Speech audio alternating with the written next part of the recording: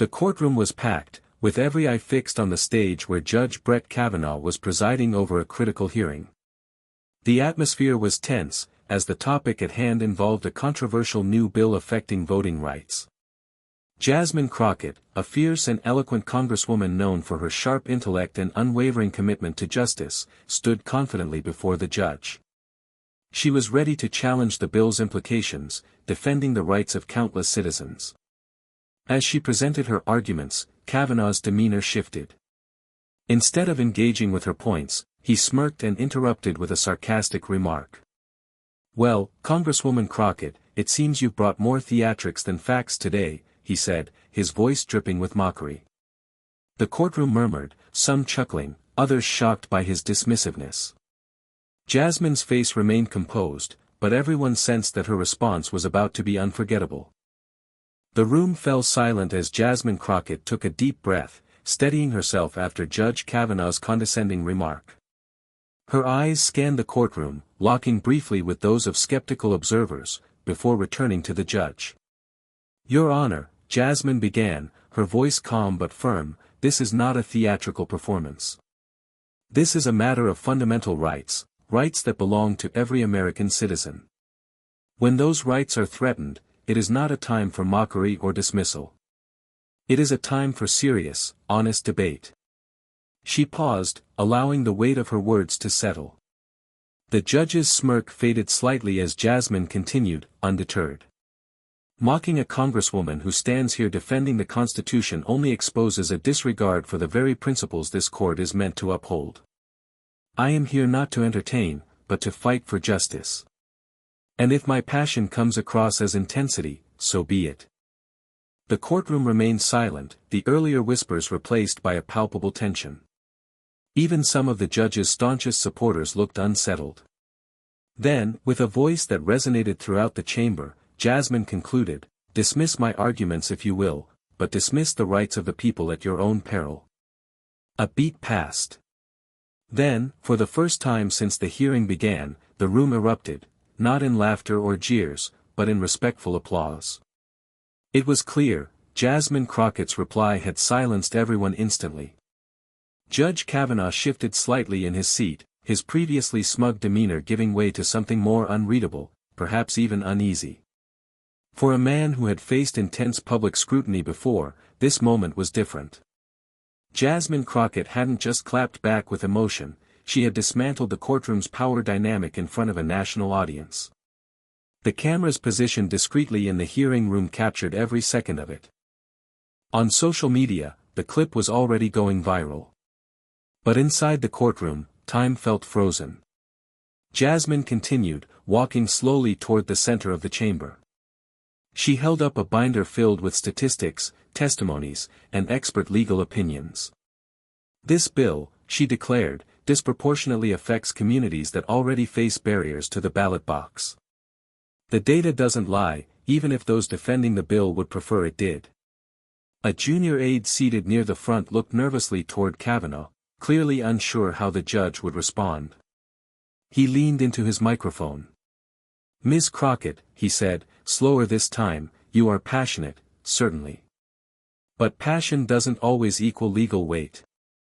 I'll ask again, where in the Constitution does it explicitly prevent such reforms if the state deems them necessary?" Without hesitation, Jasmine replied, "The 15th Amendment, Your Honor. The Voting Rights Act. Precedents established by this very court.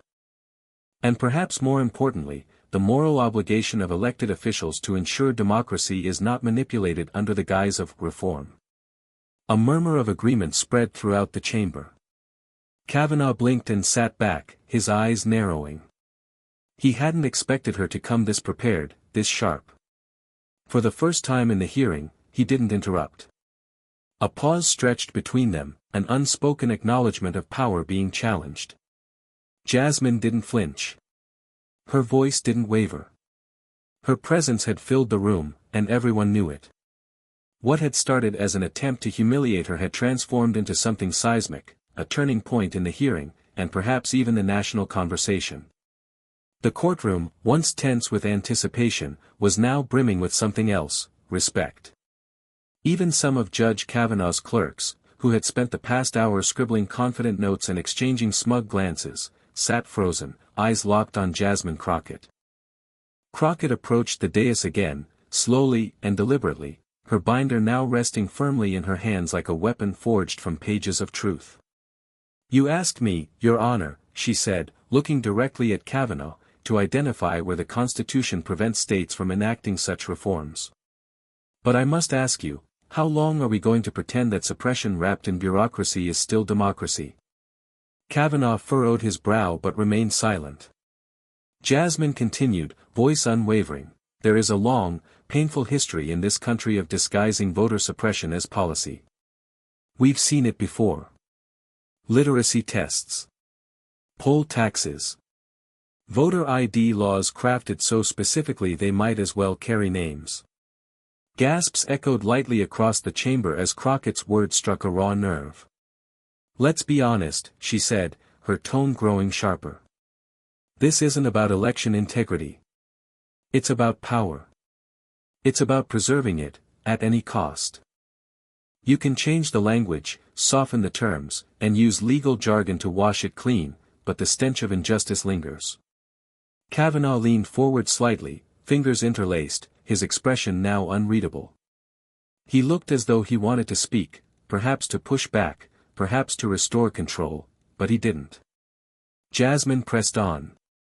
"This body," she said, gesturing to the room, "is meant to be the last line of defense when the people's rights are under attack. And yet, if this court chooses to uphold a law that blatantly undermines voter participation, it will become a weapon rather than a shield." She paused for effect. "And I'll say this on the record, if the law is used to oppress, then challenging it is not only legal, it is righteous." Several lawmakers seated in the gallery stood, slowly, in silent support. Others nodded, visibly moved. Reporters scribbled feverishly, while phones buzzed from newsrooms already preparing breaking headlines. Judge Kavanaugh exhaled, then looked down, tapping his pen against the desk. He didn't speak. Not yet. Perhaps he knew that anything he said now would pale in comparison to what had just been laid down. The silence in the courtroom wasn't awkward, it was reverent. Jasmine Crockett had come for a hearing. What she delivered was a reckoning. Though no gavel had been struck, the hearing had transformed into something far more consequential than anyone had anticipated. Jasmine Crockett had shifted the tone from technical debate to moral awakening, and the ripples of her speech were already reaching far beyond the wood-paneled walls of the courtroom. In the gallery, senior lawmakers exchanged glances, their expressions laced with both surprise and quiet calculation. Some whispered to aides, while others simply stared, struck silent by the boldness they had just witnessed.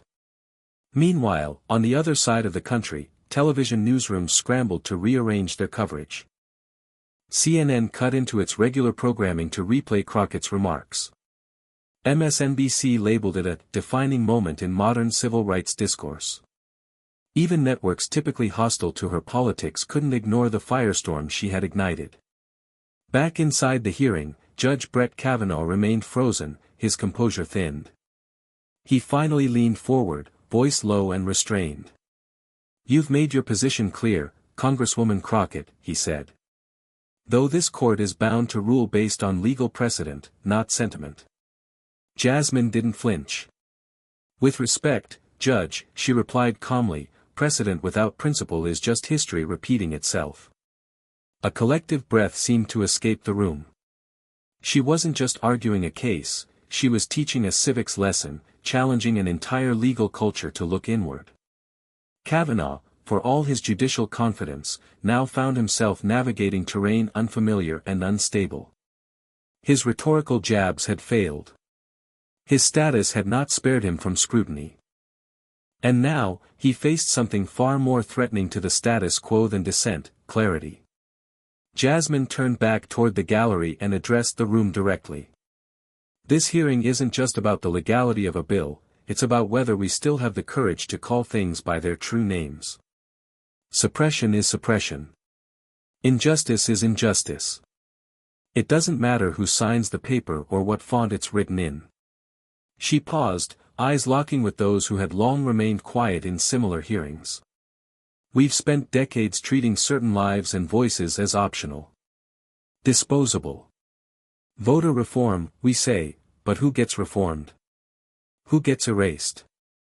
The silence thickened again, but it wasn't the silence of apathy, it was contemplation.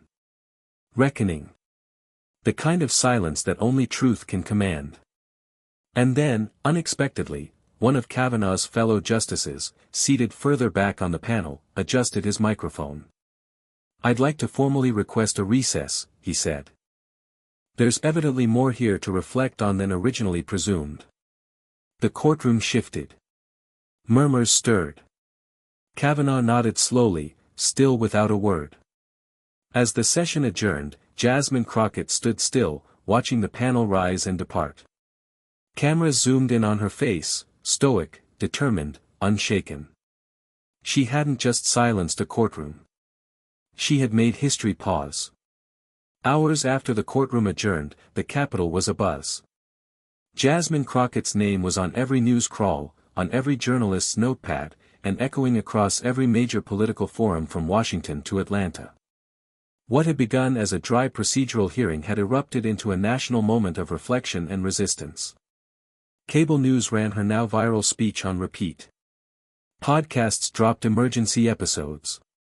Civil rights groups issued statements praising her poise, clarity, and courage. Even critics who had previously dismissed her as too brash or overly emotional, found themselves struggling to twist the narrative. The raw logic of her words had left little room for spin. Meanwhile, behind closed doors, senior party leaders held private meetings, some supportive, others anxious. "She just put fire under the feet of the court," one senator whispered during a backroom conversation.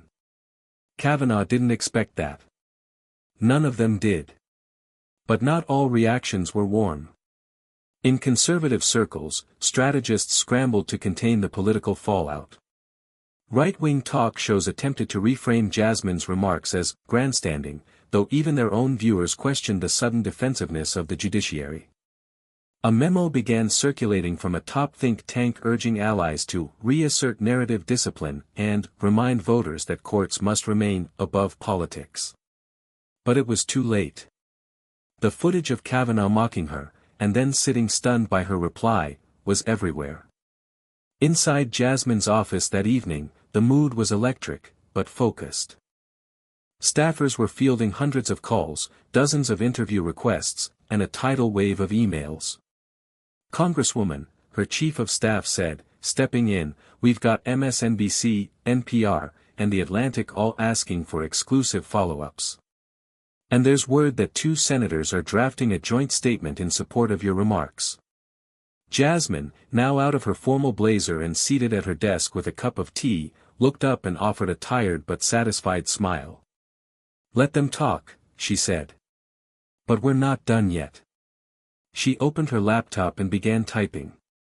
It wasn't a victory lap. It was a call to action. In her mind, this wasn't about her, it was about the millions who had been told they didn't matter. The voters gerrymandered into silence. The neighborhoods closed off from ballot access.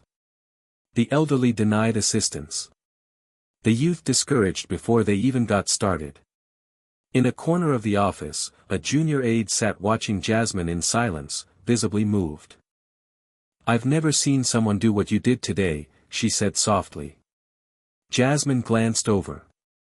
"Neither had they," she replied, nodding toward the news still playing on the muted television. "That's the point." And somewhere in the quiet, back in his chambers, Judge Brett Kavanaugh rewatched the hearing footage on his own screen. His eyes lingered on the moment she looked him directly in the eye and said, "Precedent without principle is just history repeating itself." For a moment, he didn't blink. As dawn broke over Washington the next day, the aftermath of the hearing had already begun reshaping political discourse. News cycles were no longer dominated by sound bites from predictable political operatives, they were filled with clips of Jasmine Crockett, standing alone but commanding, her voice echoing with truth that had pierced the institution's usual armor. In the Supreme Court's private quarters, Judge Brett Kavanaugh sat in his chambers flanked by 2 clerks and a legal advisor. The silence was thick, punctuated only by the soft shuffle of paper. The judge wasn't speaking, he was reading. On the desk before him lay a printed copy of the transcript from the hearing. Not just Jasmine's prepared testimony, but also her off-the-cuff responses, her constitutional references, her fearless critiques. He had underlined entire paragraphs. Circled footnotes. Made annotations. One of his clerks, clearly hesitant, finally spoke. "Sir, about yesterday, should we consider issuing a clarifying statement? Or, perhaps address the optics?"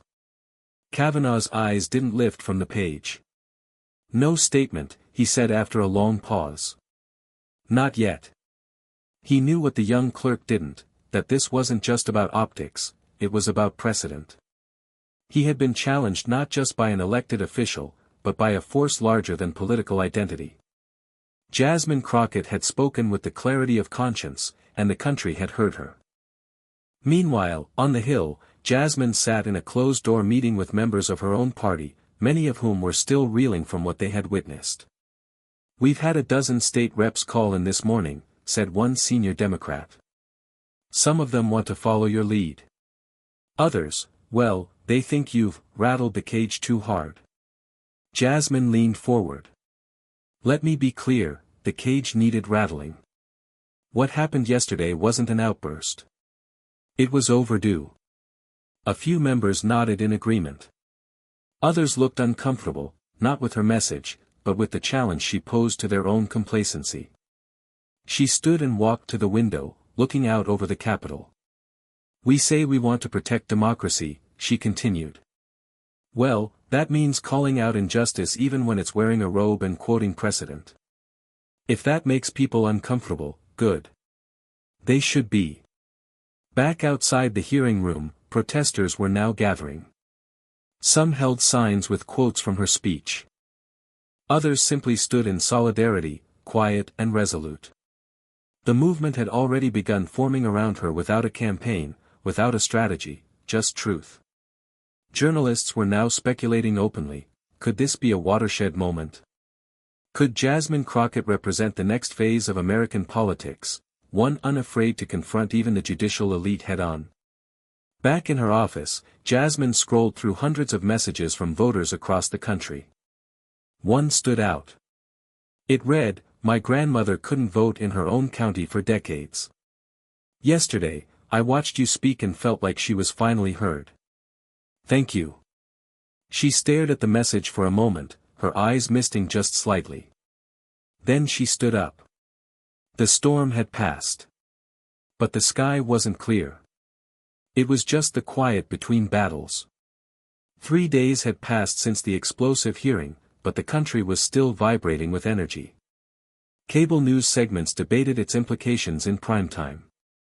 College students circulated Jasmine Crockett's quotes on social media like rallying cries. Editorials hailed her speech as a moment of modern constitutional clarity. And on Capitol Hill, whispers of transformation were turning into plans. Inside the Supreme Court building, the atmosphere had shifted too. The justices, rarely so directly confronted in such a public manner, now found themselves split. The institution built on silence and deliberation was now quietly engaged in its own internal debate. Justice Elena Morales, a relatively new appointee, called for an informal meeting with a small group of colleagues behind closed doors. Though not one to usually stir tension, she spoke with uncharacteristic urgency. "We have a legitimacy crisis on our hands," she began, her voice even but intense. Congresswoman Crockett did more than call out one bill, she called out the pattern. And people listened.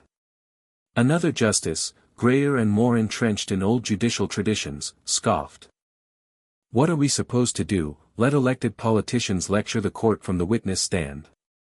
She didn't lecture, Morales shot back. She exposed something we've refused to name for years, that our rulings have consequences on human lives far beyond the pages of a legal opinion. Meanwhile, Judge Kavanaugh remained largely silent. In private, he had reviewed Crockett's legal citations several times. She hadn't just brought fire, she had brought facts. Her references to the Voting Rights Act, to gerrymandering case law, to racial impact studies, none of it was theatrics. It was the law. It was airtight. It was uncomfortable. In a private conversation with his lead advisor, Kavanaugh finally spoke freely. "She caught me off guard," he admitted. "I underestimated her. I let my ego get ahead of my argument, and I gave her a stage. She used it better than I ever could have imagined." The advisor raised an eyebrow. "Are you saying you agree with her?" Kavanaugh hesitated. "I'm saying I need to think." Back on the Hill, Jasmine Crockett wasn't resting.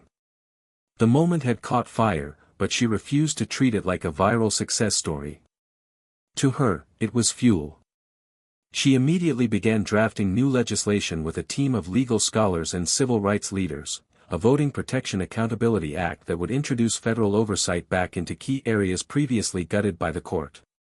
In a war room deep inside her office, a whiteboard was filled with targets, states with the highest voter suppression rates, deadlines for federal hearings, data to present, and influential allies to recruit. "We're not waiting for the next court ruling," she said, addressing her staff. "We're building momentum while it's ours. I don't want to just go down in history for a speech, I want that speech to mean something." One of her aides, a former public defender, leaned in and said, "You realize you just got the court's attention. Whatever they do next, it's going to be influenced by what you said." Jasmine nodded. "Good," she replied. "Then let's make sure they hear more." In the background, the country began shifting. Student-led walkouts were scheduled at over 40 universities. Petitions to strengthen federal voting protections surged past 1 million signatures. A town hall in Georgia drew thousands after Jasmine's appearance was announced. And late one evening, in a televised interview, an anchor asked her, "Congresswoman Crockett, many are calling this a movement. Did you intend to start one?" She paused, then smiled faintly. "I didn't come to start a movement," she said. "I came to stop an injustice. If people are moving with me, it's because they were ready." 2 weeks later, the Supreme Court released its decision. In a stunning 5-4 ruling, the court struck down key provisions of the controversial voting bill that had sparked the hearing.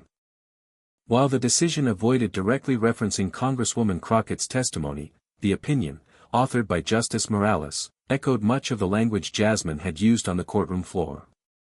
No policy, however framed, can claim legitimacy if its purpose or effect is to suppress the voices of those it claims to serve, the opinion read. Democracy is not a relic to be preserved. It is a living contract renewed by participation. Across the nation, the response was electric.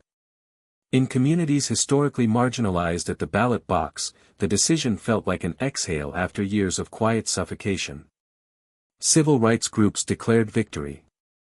Civic organizations planned immediate outreach to educate voters on their restored rights. Young people who had watched Jasmine's confrontation with Judge Kavanaugh in real time now saw tangible proof that courage in the chambers of power could produce results. But the real legacy wasn't just in the ruling. It was in what followed. A bipartisan voting rights commission, unexpectedly proposed by a moderate senator from a swing state, cited Crockett's testimony as a moral compass moment. Several states, under growing public pressure, began rolling back their more restrictive laws. And in classrooms across the country, students watched Jasmine's speech in government and civics lessons as an example of modern constitutional advocacy. At home, Jasmine finally allowed herself a rare evening of quiet. The house was dim, except for the low flicker of a news broadcast. Her phone buzzed every few minutes, congratulatory messages from colleagues, friends, and complete strangers, but she ignored them for now. On her living room table sat a copy of the Supreme Court's ruling. She didn't smile. She didn't cheer. Instead, she sat with the weight of it, because she knew that one decision wasn't the end. It was a turning point. A marker in a much longer fight. The television cut to a news segment. A montage played, footage of her standing in the courtroom, Kavanaugh's stunned silence, students walking out of class with protest signs, activists cheering on courthouse steps. A voiceover declared, "Some moments don't just shake institutions, they recalibrate them." In a time of doubt and division, one voice in a courtroom reminded us what democracy should sound like. Jasmine looked out her window, the Capitol dome glowing softly in the distance. She whispered, almost to herself, "We're not finished." And she was right. Because the day she silenced a Supreme Court justice was not the end of a story. It was the beginning of a movement.